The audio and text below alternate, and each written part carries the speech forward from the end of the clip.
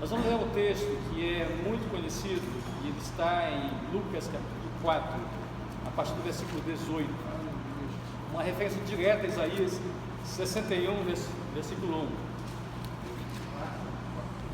Lucas capítulo 4, versículo 18, né? Aleluia. Esse texto, ele é o cumprimento profético de Isaías 61. O texto fala assim: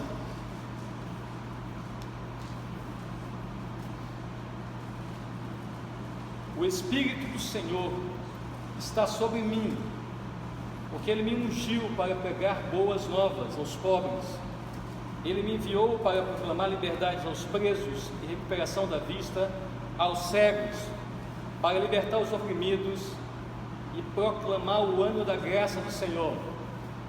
Então ele fechou o livro, devolveu-o ao assistente e assentou-se. Na sinagoga todos os olhos estavam fitos nele, e ele começou a dizer-lhes: hoje se cumpriu a escritura que vocês acabaram de ouvir.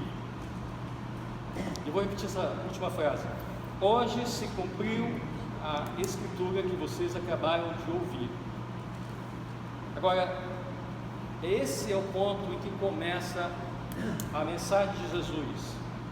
Mas eu gostaria que a gente pulasse agora para o versículo 29. E vamos ver como termina a mensagem dele. O versículo 29 fala assim: levantaram-se, e expulsaram-no da cidade, e o levaram até o topo da colina sobre a qual fora construída a cidade, a fim de atirá-lo precipício abaixo. Mas Jesus passou entre eles e retirou-se. Esse texto, ele nos convida a uma reflexão, uma profunda reflexão. Quantas vezes Jesus passa entre nós e se retira? E especialmente depois que ele fala assim: o Espírito do Senhor Deus está sobre mim. Esse texto é um texto profético. Nós conhecemos a passagem de Isaías que é transliterada para cá. No capítulo 61 de Isaías, que é exatamente o texto que Jesus acha aqui, foi entregue a ele um rolo do profeta Isaías. E o rolo, gente, é um negócio realmente grande, tá? Você imagina, a Bíblia de hoje, uma Bíblia grande como essa daqui, tá? Ela contém todos os livros da Bíblia, 66 livros da nossa Bíblia. Entregaram para Jesus um rolo que com certeza era muito maior do que várias dessas Bíblias. E lá estava escrito um texto. No final do rolo, a Bíblia fala aqui, em Lucas capítulo 4, versículo 18, que Jesus tomou o rolo, achou o texto e encontrou o texto no final do capítulo, no final do livro. Na parte dos capítulos de Isaías, que começa o trecho apocalíptico de Isaías. Vamos falar sobre isso daqui a pouco. Do capítulo 61 em diante, o profeta Isaías, ele aborda a questão das últimas coisas. Fala do milênio, fala de novo céu e nova terra, mas muito antes de fazer isso, ele vem e faz uma referência direta a Jesus. O Espírito do Senhor Deus está sobre mim. E é claro que o profeta não estava se referindo a ele mesmo. Quer ver? Alguém leia para mim na sua própria Bíblia o versículo 4, aliás, o capítulo 4, o versículo 18. Por favor, quero que alguém leia novamente para mim.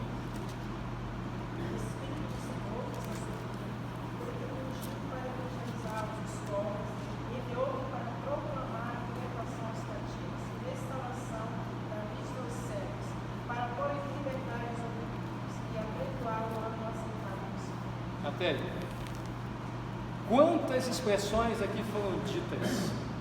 Expressões de bênção. A pergunta é: quantos cegos Isaías curou? A Bíblia não registra nenhum. Ao contrário, ele foi o profeta que pregou da seguinte forma: eu abrirei a minha boca em parábolas, para que vendo não enxerguem. Ao invés de curar a cegueira, ele veio trazer a cegueira.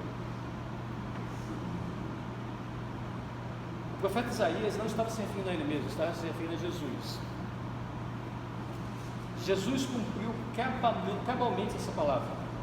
E ele disse, quando estava na sinagoga de Nazaré, a cidade dele, a cidade natal dele, ele falou: hoje se cumpriu essa palavra. E é interessante que o texto que nós lemos no final, ele fala assim: ele não conseguiu, olha só, o texto é bem pesado, ele não conseguiu fazer ali muitos sinais. Por quê? Por causa da incredulidade no coração deles. Eles olharam para a pessoa que eles tinham visto crescer entre eles e falaram, inclusive: não é este o carpinteiro? Não é este o filho de Maria? Não estão aqui os seus irmãos entre nós? Não conhecemos a sua mãe, o seu pai? E eles se escandalizaram nele. Interessante que nenhum outro texto da Bíblia Jesus foi tão claro a respeito dele mesmo quanto aqui. Tanto é que na maior parte das vezes os fariseus e pessoas do povo perguntavam a ele: até quando nos deixarás em suspenso? Se tu és o Cristo, diz-nos tu mesmo, declara tu mesmo. Aqui ele fala muito claro, ele deixa claro que o Espírito do Senhor está sobre ele. Vamos a Isaías diretamente. Vamos ler não Isaías 61, vamos ler Isaías 40.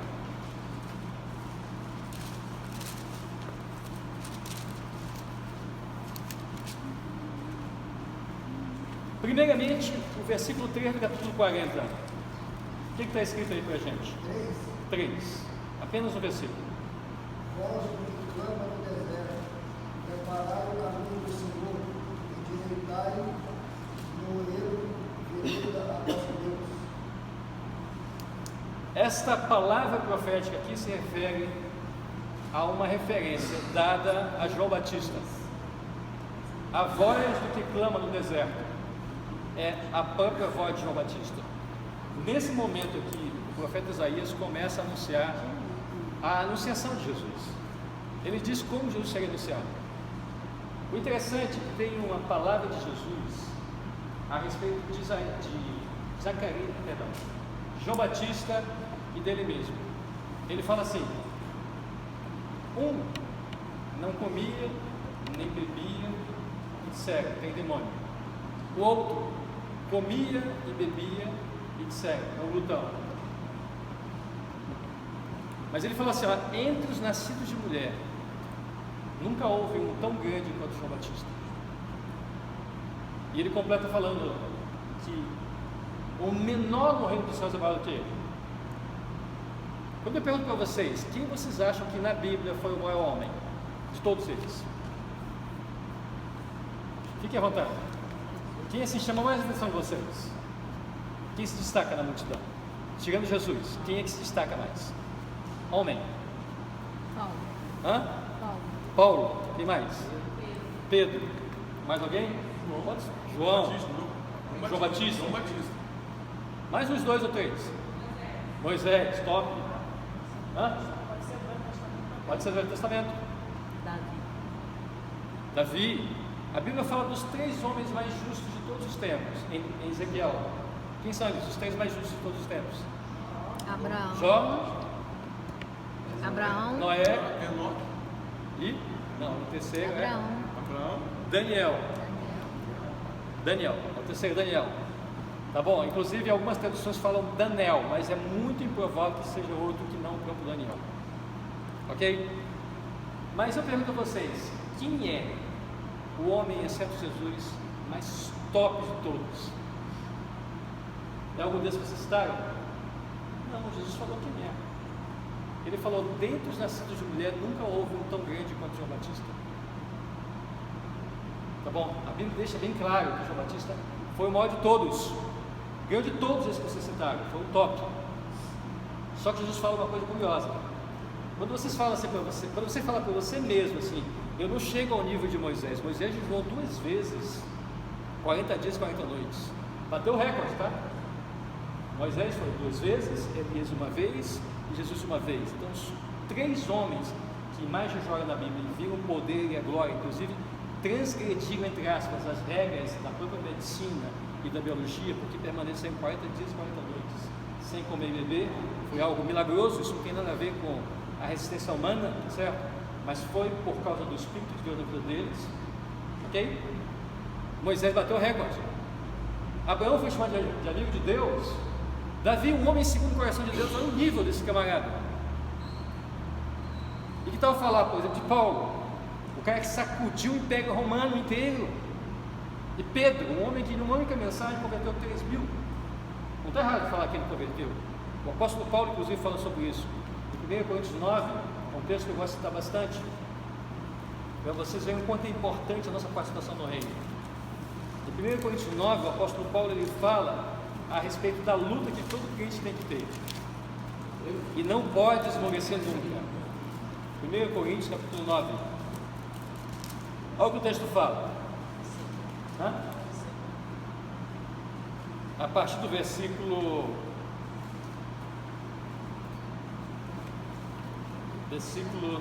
vamos ler o 16 primeiro, e depois vamos pular direitinho aqui o versículo 20. 16, quem leu o 16 dele, por favor? Se anuncio o Evangelho, não tenho que me gloriar, pois sobre mim pesa essa obrigação, porque ai de mim se não pregar o Evangelho. Primeiro ele diz, ai de mim se não pregar o Evangelho. Versículo 20 ele fala o quê? Aliás, versículo 19 primeiro. Vou, 19 e depois 20.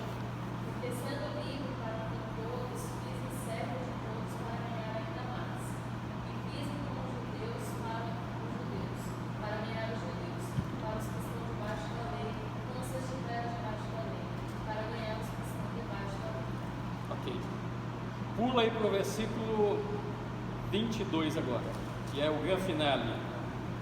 Fiz-me como fraco para os fracos, para ganhar os fracos. Fiz-me tudo para todos, para por todos os meios chegar a salvar alguns. O apóstolo Paulo fala sem arrogância nenhuma: eu me fiz de tudo para com todos, a fim de por todos os meios salvar alguns. Não está errado dizer que nós salvamos as pessoas. Não está errado em nós falarmos por aí que quando nós pregamos o Evangelho, nós salvamos as pessoas. Eu sei que isso pode soar estranho, porque quando se fala que a obra de Deus, a graça de Deus e a salvação vem de Deus, somente dele, parece que nós não estamos no meio, né? Mas o apóstolo Paulo fala: como ouvirão se não há quem pregue? Nós somos parte da obra de Deus. A obra é única e Deus tem poder para salvar qualquer um, mas Ele usa os seres humanos para não ferir uma regra básica, a de que Ele não coage ninguém. Nós ajudamos as pessoas a abrir sua mente, e cada mente aberta pode ter o Espírito Santo entrando e a salvação chegando. Tá bom? O nosso papel é esse, é levar as pessoas a deixar o Espírito Santo entrar. Então nós participamos da salvação. Em outras palavras, nós salvamos alguns. Pedro salvou 3.000 pessoas no único dia. Foi um grande homem, tá bom? Mas Jesus falou o seguinte: o maior de todos foi João Batista. E tem uma coisa maravilhosa, sabe o que é? É que o menor no reino dos céus é maior do que ele. Então vamos parar de dizer que Jó é maior do que nós. Ele não chega aos pés dele. Você é maior do que Jó. Você é do reino de Deus. Aleluia. Concorda comigo? Amém. Nós pertencemos ao reino. Quem pertence ao reino é maior do que João Batista. O menor de nós é maior do que João Batista. Nós temos a graça sobre nós. Glória a Deus. O Espírito do Senhor está sobre Jesus e o ungiu para libertar os cativos. Diga: eu fui cativo e agora sou liberto. Percebeu o peso dessa promessa? Há um cativeiro natural em nós nascemos presos. No capítulo 51 do livro de Salmos, Salmo 51, quando, após pecar, o homem segundo o coração de Deus pecou com Batseba, ele vem e clama a Deus. E eu vou destacar alguns versículos rapidamente para vocês. Ele começa falando no versículo 1: tem misericórdia de mim, ó Deus, porque o amor por tua compaixão, apaga as minhas transgressões, lava-me de toda a minha culpa e purifica-me do meu pecado, pois eu mesmo conheço as minhas transgressões. Vamos pular um pouquinho mais no versículo 5, e fala assim: sei que sou pecador desde que nasci, sim, desde que concebeu minha mãe. Ou seja, todos nós, o mais bonzinho de nós, nasce cativo, nasce preso, mas Jesus veio libertar os cativos. Tá bom? Vamos pular para o capítulo 8 de João. Um texto que, por sinal, merecia um estudo completo aqui nessa noite. Então, vamos passar rapidamente por alguns versículos dele. O texto mais emblemático nesse capítulo é o versículo 32. Eu gostaria que alguém lesse de voz bem alta aí para a gente ouvir. E conhecereis a verdade, e a verdade vos libertará. Esse texto tem sido, inclusive, muito utilizado ultimamente. E eu gosto de falar sobre ele da seguinte forma, gente: a verdade é feia, a mentira é bonita. Quer ver uma coisa? Vai em Hollywood nos Estados Unidos, vai em Las Vegas nos Estados Unidos, vai na Disney lá, tá bom? Vai em Dubai, ok? Entra nos maiores parques de Tóquio, vai na Europa, nas regiões mais belas desse planeta, e é tudo muito bonito, mas tudo muito maquiado. Agora vai para os esgotos dessa mesma cidade que eu falei agora, vai lá a prostituição e as drogas e o crime organizado de Las Vegas, vai olhar as angústias e os números enormes de suicídios que acontecem em Hollywood. Quase toda semana tem um ator famoso metendo um tiro na cabeça, tá bom? É porque isso é muito pouco divulgado hoje. Geralmente as pessoas colocam que a causa da morte não foi divulgada pela família, tá certo? Muitas pessoas se matam, estão no topo do mundo. Vai em Wall Street, lá em Nova York, o maior centro financeiro do mundo inteiro, tá bom? Fort Knox tem quase todo o ouro que tem no mundo, e pessoas se jogam dos prédios de Manhattan, tá bom? Vai em Tóquio, vê o alto grau de desenvolvimento que eles têm, mas a verdade é feia, gente. A verdade é feia. Jesus, olha só o que está escrito eu nem vou no texto, porque isso é muito conhecido todo mundo. Isaías 53 fala assim: nós vimos a ele, não vimos nada que nos atraísse, nenhuma formosura. E Jesus fala: eu sou o caminho, a verdade e a vida. Eu sou a verdade. A verdade não nos atraiu, a verdade não atrai.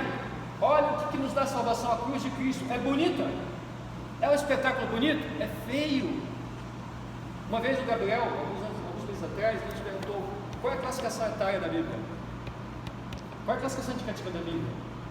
Aí a Luzei estava nessa aula e falou assim: mas por que está perguntando isso? Porque tem uns textos muito pesados na Bíblia.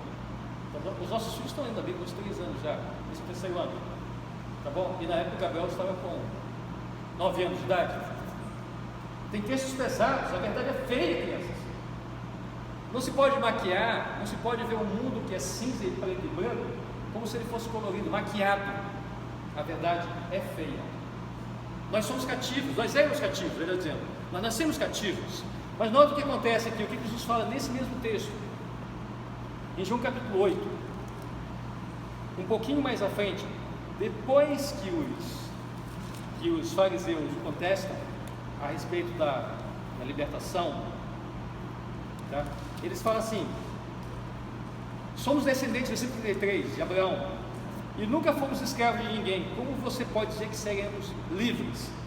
Eles mentiram duplamente aqui. Primeiro porque eles dizem que eles são descendentes de Abraão. Jesus falou assim: ó, Deus pode suscitar essas descendentes de Abraão, e muitos virão do norte e do sul, e se sentarão à mesa de Abraão convosco. Com ele vocês não estarão lá. Então ele falou assim: nem todo que é descendência natural de Abraão é descendente de Abraão de verdade. E eles mentiram uma segunda vez, porque eles falaram que eles nunca haviam sido escravos de ninguém. E se você observar a história de Israel, isso é uma mentira escabrosa, porque boa parte do tempo que eles existiam como nação, eles foram escravos de alguém. Eles foram escravos dos egípcios. A gente até cantou já: no Egito escravo fui. tá bom? Eles foram escravos dos assírios, eles foram escravos dos babilônicos, eles foram escravos dos medos, dos persas, eles foram escravos dos gregos, e por fim eles estavam naquele exato momento sendo escravos de Roma. Eles não eram um povo liberto. Então, para poder contestar Jesus, eles mentiram. Nunca fomos escravos de ninguém, foi o que eles disseram. Mas olha só, curiosamente, o que Jesus fala em seguida. Ele fala assim: digo-lhes a verdade, todo aquele que vive pecando é escravo do pecado. O escravo não tem lugar permanente na família, mas o filho permanece na família, pertence a ela para sempre. Portanto, se o filho os libertar, vocês de fato serão livres. Coisa incrível. O interessante é que Jesus ele faz uma aliteração aqui. Ele começa falando sobre o escravo e sobre o filho.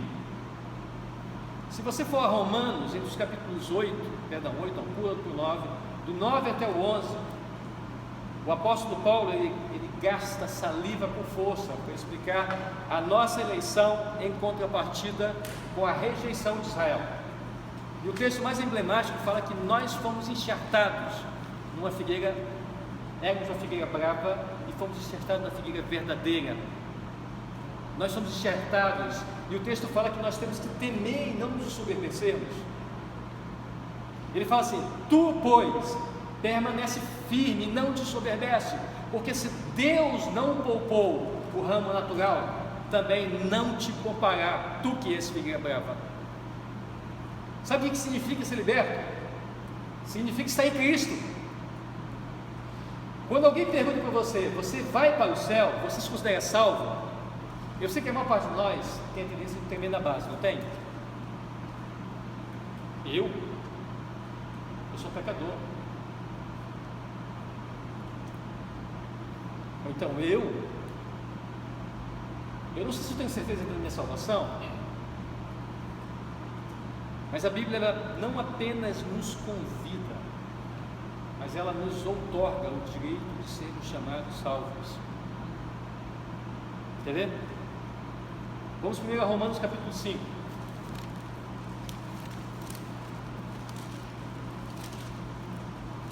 O apóstolo Paulo, ele fala logo no início do texto: tendo sido, pois, justificados pela fé, temos paz com Deus por nosso Senhor Jesus Cristo, por meio de quem obtivemos acesso pela fé a esta graça, na qual agora estamos firmes e nos gloriamos na esperança da glória de Deus.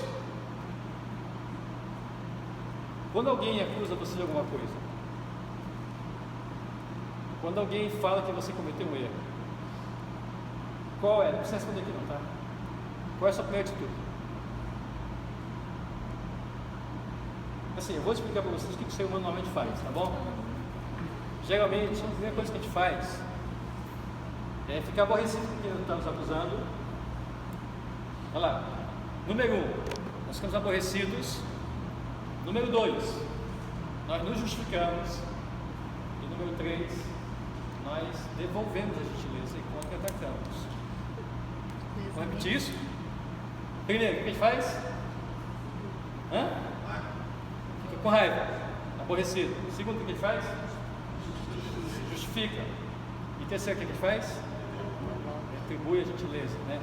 Devolve, contra-ataca. E geralmente a gente contra-ataca com sobra. A gente não deixa faltar muito, a gente sobra, excede. A gentileza é sempre maior do que a origem do fato. Só que esse texto aqui pede para que não façamos isso. Sabe por quê? É Deus quem nos justifica. Você e eu somos declarados justos. Como o pastor Hércules gosta de citar bastante, Colossenses: o escrito de dívida que era contra nós foi cravado na cruz. Aleluia. Há uma história que se conta a respeito de Martinho Lutero. Pode ter acontecido ou não, mas é uma história muito próxima da realidade. Quando Martinho Lutero largou a batina e se tornou um crente em Jesus, dizem que uma certa vez ele teve um sonho em que Satanás o acusava. Ah, mas você agora está com uma mulher. Você agora enche a cara.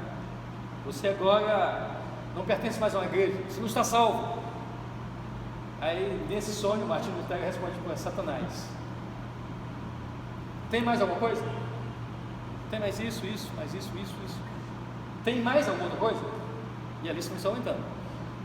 E eu tenho certeza que acontece com nós, conosco também. Nós temos uma lista enorme contra nós.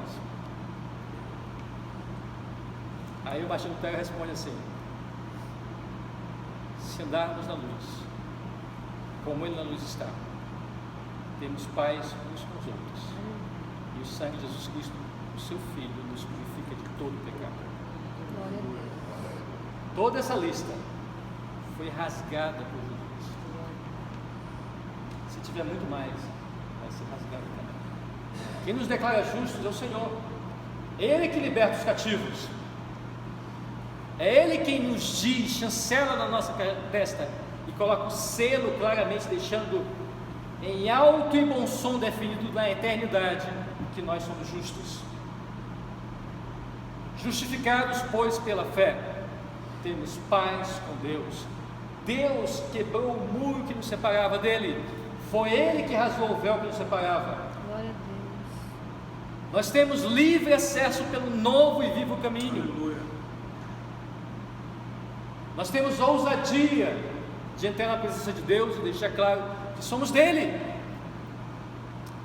O apóstolo Paulo, ele continua adiante, falando a respeito da morte para o pecado e a vida nova em Cristo. Depois ele aborda a questão do casamento e coloca a luta pelo pecado, um texto que poucas pessoas entendem com profundidade, porque ele fala assim: o mal que eu não quero, esse eu faço, e o bem que eu não quero, o bem que eu quero, esse eu não faço. Tá bom? Só que ele está falando de alguém preso à lei. E em seguida ele mesmo fala, tá? Que diremos, pois? Nenhuma condenação há para aquele que está em Cristo Jesus. Nenhuma condenação significa dizer o seguinte: não há algemas, não há prisões, não há condenação, há liberdade. Se pois o Filho nos libertar, verdadeiramente seremos livres. Nós somos libertos, crianças. Aleluia. Nós somos livres em Cristo. Glória a Deus. Nenhuma condenação há para nós. Glória a Deus. Ele veio libertar os cativos. Você pode sim dizer, como o apóstolo Paulo falou, ele veio a este mundo para salvar o pecador, dos quais eu sou o principal. Tá bom? Tem uma coisa que eu gosto de falar há muito tempo, desde a classe família. Há muitos anos que a gente tem essa forma lá. Um crente liberto, ele é tolerante com todos os demais. Eu acho que a principal marca da liberdade em nós é a tolerância. Eu vi um depoimento recentemente de um servo dessa igreja. Ele falou que o pai dele foi um crente ancestral, daqueles hipercrentes, da segunda geração da cidadania do Brasil, top, assim, medalhão alto. E a característica principal que ele tinha, sabe qual era? Ele tinha a palavra dura, de doutrina, mas quando alguém errava, sabe o que ele fazia? Abraçava, não lançava em rosto. Porque eu entendo biblicamente que quanto mais reclamador nós somos, menos libertos somos. Quanto mais murmuradores nós somos, menos libertos somos. Quanto mais erros nós olhamos no próximo, muito mais distantes da liberdade plena estamos. A doutrina tem que existir em nós, tá, gente? O profeta Isaías fala que haveria um dia em que Deus escreveria no nosso coração a sua palavra, e é esse o tempo. A palavra tem que estar dentro do nosso coração, entranhada em nós, falando em nós, porque o Espírito de Deus se move em nós. Mas é para nós, não é para o próximo. Quanto mais maturidade nós temos, mais percebemos que nos nossos olhos tem uma trave, ainda que tenha um cisco no olho do nosso irmão. Então a gente tem que estar o tempo todo lutando para tirar a trave do nosso, porque o texto fala em seguida, ele veio dar vista aos cegos. E aqui eu gostaria de destacar o capítulo seguinte de João. Nós voltamos para João aqui agora, tá? No capítulo 9 de João existe uma cura milagrosa de um homem cego de nascença. Um dos maiores milagres de Jesus. Um dos mais marcantes da história de Jesus. Um milagre que sacudiu as bases dos judeus, dos fariseus, dos escribas. Tanto é que eles investigaram o homem várias vezes, chamaram seus pais para conversar, e no final confrontaram o camarada e falaram assim: vem cá, você realmente nasceu cego? Ele falou: claro que sim. Como você está vendo agora? Ele falou assim: olha, eu sei que eu nasci cego, eu só sei que agora eu vejo. Como isso se deu, eu não sei. Vocês deveriam saber, e não eu. E aí Jesus se manifesta ali depois e fala assim: ó, toma cuidado para que não te aconteça alguma coisa diferente, pior. Mas eu gostaria de lembrar como esse texto começa. O texto começa falando assim: ao passar Jesus viu um cego de nascença. Seus discípulos lhe perguntaram: mestre, quem pecou, este homem ou seus pais, para que ele nascesse cego? Isso aqui é um prato cheio para os espíritas, tá? Porque eles acham que o fato de Jesus não ter contradito essa pergunta significa dizer que ele aceita o fato que a pessoa viveu outra vez e portanto pecou na outra vida e por isso nasceu cego. Porque é assim que pensam as pessoas que acreditam em reencarnação. E não são só espíritas não, tá? Os hindus, os budistas, os brahmanistas e muita gente nesse mundo, tá? Ok? Só que Jesus, ele não perdia tempo ficando confrontando as pessoas com esses detalhes. O fato dele não contradizer equivale a Deus falar assim: eu proíbo que as pessoas consultem os mortos. No Velho Testamento está escrito isso: maldito é quem consulta os mortos. E vem a pergunta: os mortos podem ser consultados? Claro que não. Mas quando Deus proíbe a consulta aos mortos, ele na verdade está proibindo algo que na verdade leva a consulta a demônios. É só isso. A Bíblia em momento algum respalda uma reencarnação. Não existe isso na Bíblia. Por mais que as pessoas queiram torcer, o Evangelho segundo Allan Kardec, que eu já li essa atrás, tá bom? E tantos outros livros espíritas, por mais que eles queiram torcer os Evangelhos, uma interpretação do Evangelho que mostra uma vida fora da vida, não existe isso. Só há uma vida, só há uma morte. Depois da morte segue-se o juízo. Na morte não há lembrança de Deus. No sepulcro ninguém pode louvá-lo. Há quem diga que por causa disso significa dizer que quem morre acabou e depois que você ressuscitar. Não é verdade também. O apóstolo Paulo fala assim: eu prefiro morrer e estar com Cristo, mas eu sou dividido entre partir e ficar. O apóstolo Paulo jamais diz assim: eu quero morrer para ficar pagado. Ele falou para estar com Cristo. Então na morte há lembrança de Deus, mas não na morte física. Não um texto contradiz o outro, não, tá, crianças? Quando o salmista fala que na morte não há lembrança, e quando o escritor de Eclesiastes, que é Salomão, fala que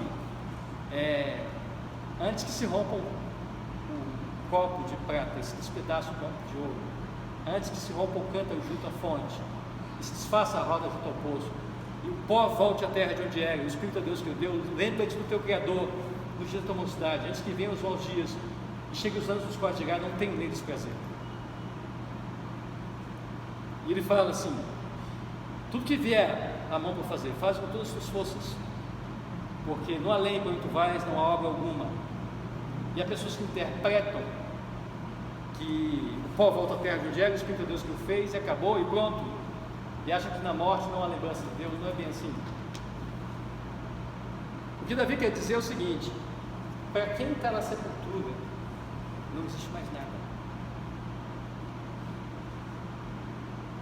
mas para aquele que foi para a eternidade, apagou daqui, acendeu nos braços de Jesus.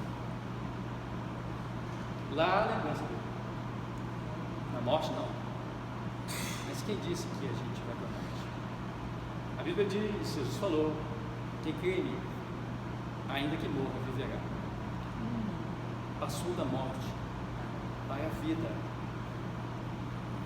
vida eterna, plena. Vou fechar esse parênteses para voltar para cá. Jesus fala que o cego não havia sido cego, nem porque havia pecado, nem porque os pais dele haviam pecado. Não era, como dizia Isaías, inclusive Isaías fala assim: nunca mais direis esse provérbio. Os pais comeram uvas e os dentes dos filhos ficaram embotados. Tá bom? Você encontra esse texto aqui, esse texto é muito bonito, né? Isaías, capítulo 18, eu acho. Nunca mais direis esse provérbio.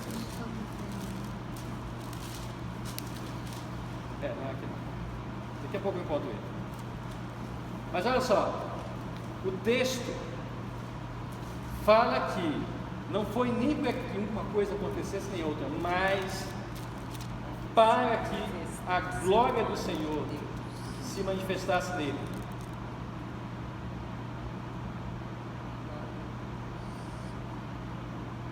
Na verdade eu errei, o texto é Jeremias 31, confundi com outro texto. Jeremias 31, 29.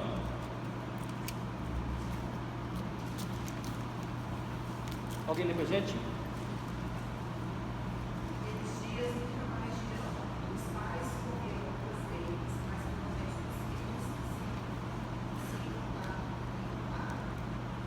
Botaram, ou seja, quem fez a falha foi o pai e o filho ganhou o presente por consequência.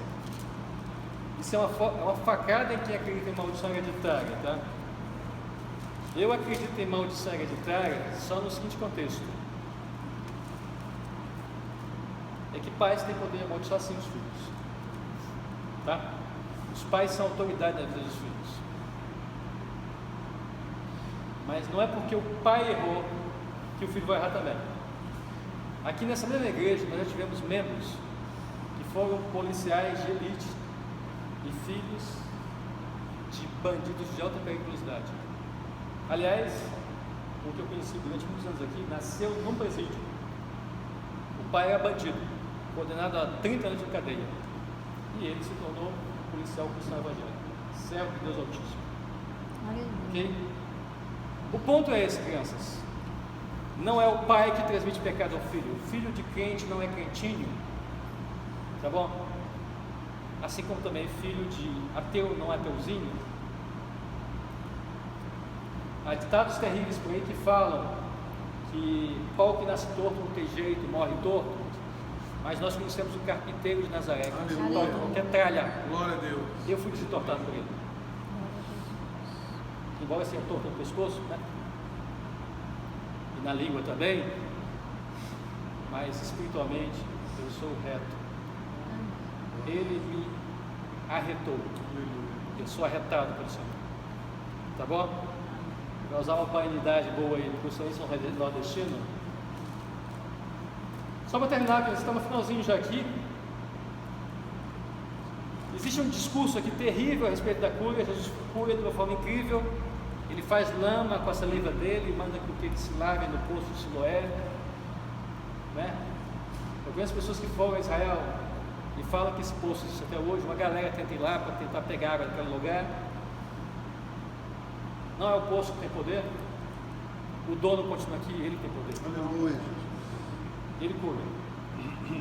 Eu já vi a cura de Deus muitas vezes ao meu redor e em mim mesmo. Ele cura. Glória. Mas o que me impressiona nesse texto, para a gente encerrar, são os versículos finais. Ele fala assim, a partir do versículo 35: Jesus ouviu que o haviam expulsado e encontrado e disse: você crê no Filho do Homem? Perguntou o homem: quem é ele, Senhor, para que eu nele creia? Disse Jesus: você já o tem visto. Eu acho lindo esse texto. O cego tem visto. Ele veio abrir os olhos aos cegos. Então o homem disse: Senhor, eu creio, e o adorou. Eu também acho lindo isso, porque adorar significa se prostrar. Adorar significa reconhecer que alguém é superior a você. Adorar não é necessariamente cantar, nem necessariamente se ajoelhar. Adorar é se dobrar diante do Senhor. ele adorou, ele reconheceu Jesus como Senhor. Disse Jesus: eu vim a este mundo para julgamento, a fim de que os cegos vejam. Olha a profecia de novo aqui. E os que veem se tornem cegos. Alguns fariseus que estavam com ele, andavam com ele, ouviram-lhe dizer isso e perguntaram: acaso nós também somos cegos? E Jesus falou, disse Jesus: se vocês fossem cegos, não seriam culpados, mas agora que dizem que podem ver, a culpa de vocês permanece. Cara, isso é impressionante. Quanto mais achamos que somos, mais de fato somos culpados. Em Lucas capítulo 12, versículo 48, tem um texto que me arrepia toda vez que eu leio. Eu cito muitas vezes esse texto para mim mesmo.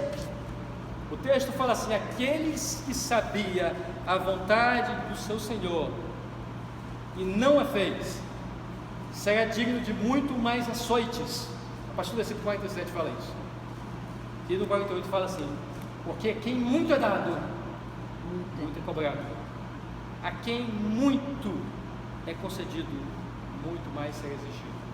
Deus sabe o que nos deu. Se você pode ver. Não diz o ditado que diz que em terra de cego quem tem um olho é rei?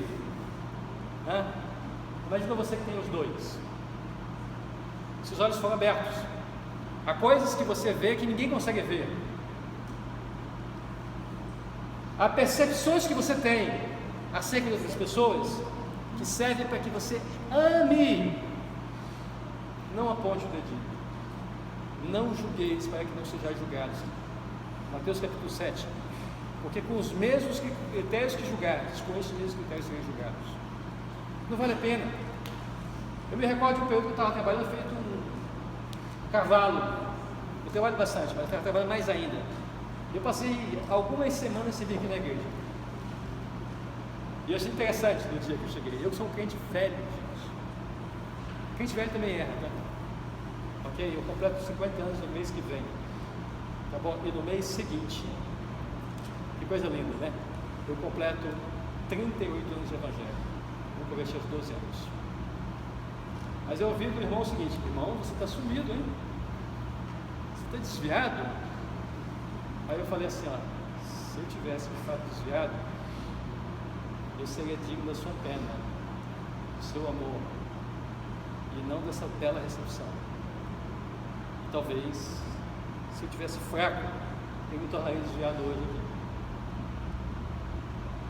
Existe um ditado que eu aprendi na minha adolescência: a igreja cristã é o único exército que pinça os seus feridos. Gente, nós temos que amar mais, beijar mais, nós somos libertos. Vamos voltar para o texto original. Aliás, antes de voltar para o texto original, me suportem só mais um pouquinho aqui, que me veio um texto aqui na mente que eu acho lindo esse texto também. Isaías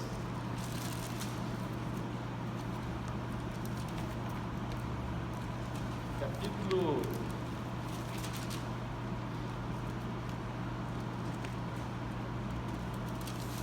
50.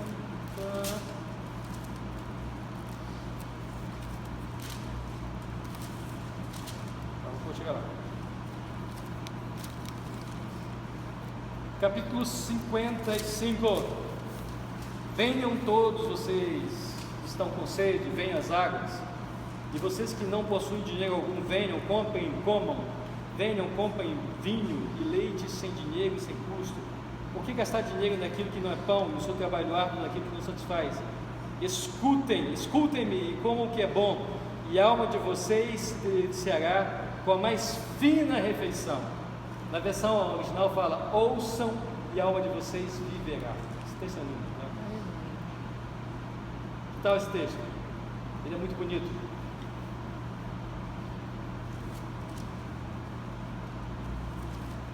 Isaías 42, perto de onde a gente estava aqui agora.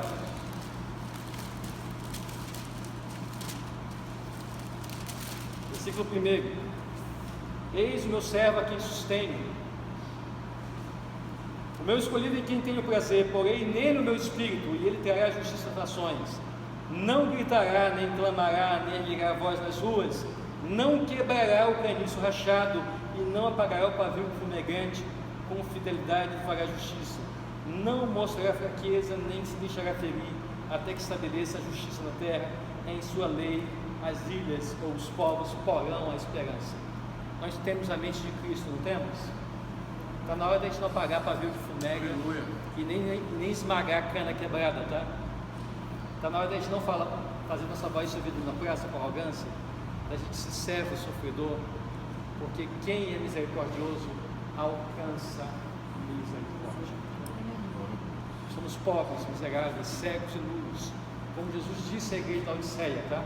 Toda vez que achamos que somos ricos, que enxergamos que somos bem vestidos e que somos cheios da graça, o Senhor da igreja fala: você é pobre, cego, miserável e nu. Ai de nós, porque quem fala isso sabe o que está falando. Mas quando nós nos humilhamos sob a poderosa mão do Senhor, como diz Tiago, Ele ao seu tempo nos exaltará. Aleluia. Então, terminando o texto e voltando agora sim para Lucas capítulo 4, versículo 18. Agora eu vou pular o versículo 18 e vou diretamente para o final do texto, para poder colocar-nos para pensar, crianças, porque esse é o objetivo da palavra de Deus. Ela precisa nos confrontar para pensarmos. O texto termina falando assim, versículo 29: levantaram-se, expulsaram-no da cidade e o levaram até o topo da colina sobre a qual foi construída a cidade, a fim de tirá-lo do precipício abaixo. Mas Jesus passou por entre eles e retirou-se. Toda vez que nós não entendemos a mensagem do Senhor, toda vez que nós não entendemos que o Espírito do Senhor está sobre ele e precisa estar sobre nós também, toda vez que nós não nos deixamos sacudir pela presença dele, toda vez, isso não tem a ver com o emocional não, tá? Isso é um culto de mente. Toda vez que nós não nos enchemos da plenitude dele e não damos espaço para que ele nos liberte de nossas catividades, de nosso cativeiro, de nossa atitude de prisioneiro, toda vez que não deixamos que ele abra os nossos olhos, toda vez que não deixamos que ele apregoe o ânimo aceitável do Senhor, que ele console todo que chora, Deus que chora porque são consolados, que não deixamos que ele ponha sobre aqueles que estão em Sião de luto uma coroa verde de cinzas, veste louvor ao invés de espírito angustiado, canto em nossos lábios, a alegria do Senhor nossa força, tá bom? E podemos cantar de júbilo a ele. Toda vez que a gente faz isso, sabe o que ele faz? Ele passa por entre nós e se retira, e com ele vai a justiça por nós, porque a justiça que está em nós é ele em nós, Cristo em nós, esperança. Aleluia. Diga assim comigo: Cristo em mim, esperança da glória. Vamos orar. Senhor, nós te adoramos neste momento pela tua palavra. Nós bendecemos o teu nome, porque a ti pertence toda a glória, toda a honra e todo o louvor. E a nós, Senhor, coragem e vergonha, Pai. Ó Deus, nós estamos aqui, Senhor, contritos, sabemos que fomos libertos por ti. E nós clamamos, ó Deus, para que essa liberdade seja perene, perpétua, eterna, Pai. Amém. Nós clamamos a Ti, Senhor, porque sabemos que em nós não habita bem algum, exceto o Teu Espírito, que é o selo da redenção, Senhor, que anuncia que somos Teus. Fica conosco, dá-nos a Tua paz e fala profundamente no nosso coração. Marca-nos, ó Pai, marca-nos, ó Deus, marca-nos profundamente, Pai, para que tenhamos em nós as marcas de Cristo, ó Pai, em nome de Jesus. Amém.